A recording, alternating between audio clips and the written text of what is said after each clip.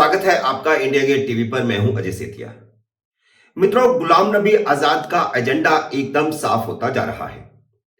अब यह भी साफ होता जा रहा है कि गुलाम नबी आजाद ने कांग्रेस क्यों छोड़ी थी। उन्होंने स्पष्ट करना शुरू कर दिया है कि वे कांग्रेस के 370 को लेकर अड़ियल रुख से सहमत नहीं थे। उन्हें मजबूरी में ही राज्यसभा में 370 वापसी का समर्थन करना पड़ा था, क्योंकि वे सदन में कांग्रेस और विपक्ष के नेता थे। जम्मू कश्मीर में फारूक अब्दुल्ला की नेशनल कॉन्फ्रेंस और मुफ्ती परिवार की पीडीपी ने पहले गुपकार अलायंस बनाकर चुनावों का बहिष्कार करने का ऐलान किया था, लेकिन बाद में उन्हें समझ में आ गया कि उनकी हालत भी हुर्रियत कॉन्फ्रेंस जैसी हो जाएगी। इसलिए गुपकार अलायंस ने रणनीति बदल ली है। अब नेशनल कॉन्फ्रेंस और पीडीपी ने 370 की वापसी को मुद्दा बनाकर वोटरों के सामने जाने का फैसला किया है।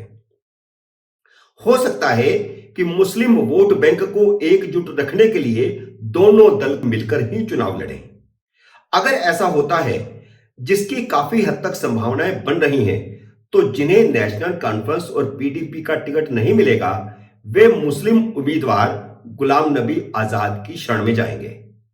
गुलाम नबी आजाद ने अपनी नई बनाई पार्टी डेमोक्रेटिक आजाद कांग्रेस का 3 सूत्रीय एजेंडा घोषित कर दिया है। इस एजेंडे में 370 की वापसी की मांग शामिल नहीं है। गुलाम नबी आजाद के तीनों एजेंडे काफी हद तक भारतीय जनता पार्टी के एजेंडे से मेल खाते हैं। गुलाम नबी आजाद ने अपनी पार्टी के जो 3 एजेंडे बताए हैं, उनमें कोई भी ऐसा एजेंडा नहीं है जिस पर भारतीय जनता पार्टी को एतराज हो। अलबत्ता गुलाम नबी आजाद के एजेंडे से भविष्य में उनके भारतीय जनता पार्टी के साथ कामकाजी तालमेल की संभावनाएं भी पैदा हो गई हैं। गुलाम नबी आजाद के 3 एजेंडों में पहला एजेंडा है जम्मू कश्मीर को दोबारा पूर्ण राज्य का दर्जा दिलाना। गृह मंत्री अमित शाह जब 5 अगस्त 2019 को राज्यसभा में जम्मू कश्मीर के विभाजन और 370 खत्म करने का ऐलान कर रहे थे, तभी उन्होंने स्पष्ट कर दिया था कि केंद्र सरकार जल्द से जल्द जम्मू कश्मीर को पूर्ण राज्य का दर्जा वापस देगी। अगले दिन लोकसभा में भी उन्होंने यह वायदा दोहराया था। इसके बाद प्रधानमंत्री नरेंद्र मोदी और गृह मंत्री अमित शाह जम्मू कश्मीर में जाकर भी अपना यह वादा दोहरा चुके हैं। अमित शाह ने तो कुछ दिन पहले एक टीवी इंटरव्यू में भी यह वादा दोहराया था। फर्क सिर्फ यह है कि गुलाम नबी आजाद ने विधानसभा चुनाव से पहले मोदी सरकार से पूर्ण राज्य का दर्जा देने की मांग रखी है।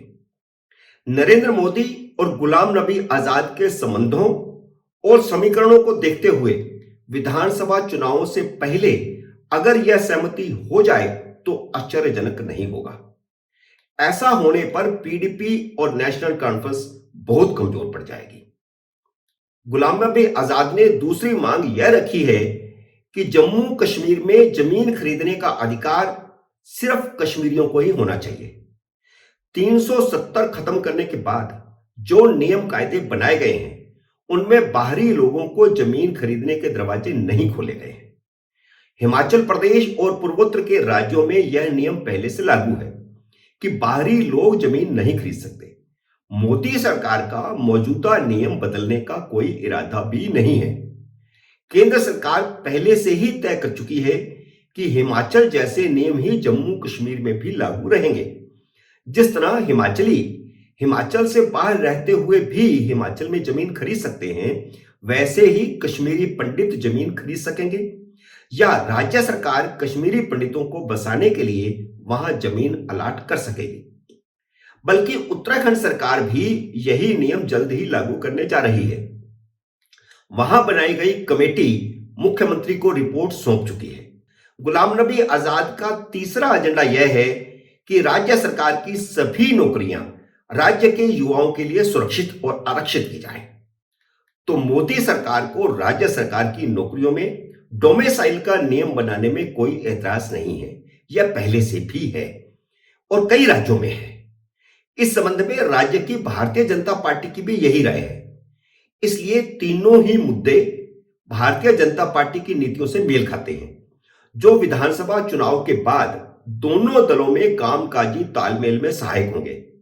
गुलाम नबी आजाद ने यह कहकर भविष्य की राजनीति का संकेत भी दे दिया है कि हम लोगों को सुशासन प्रदान करने के लिए एक मजबूत मोर्चा बनाने की कोशिश करेंगे। तो आप इससे संकेत समझ सकते हैं।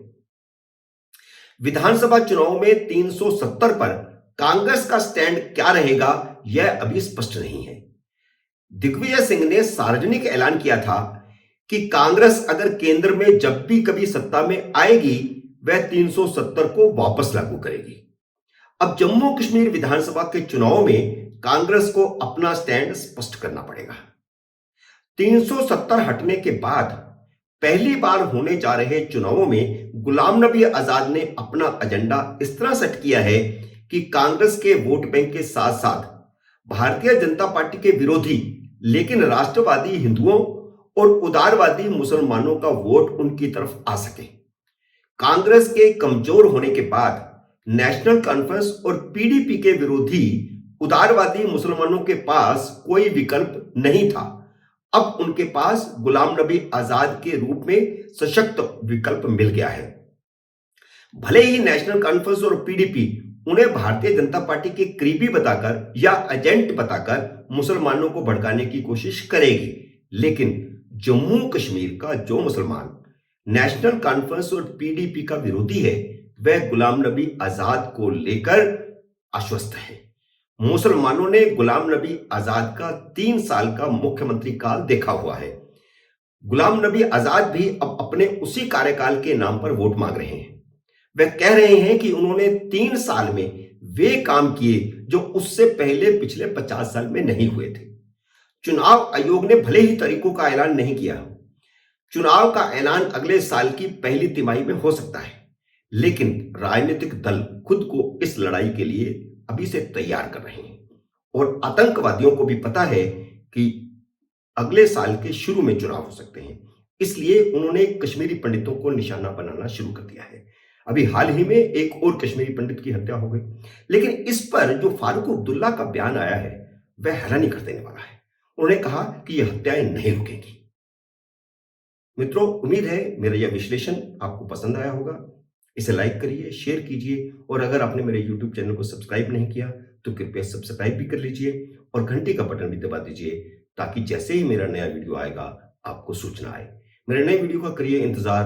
तब तक नमस्कार।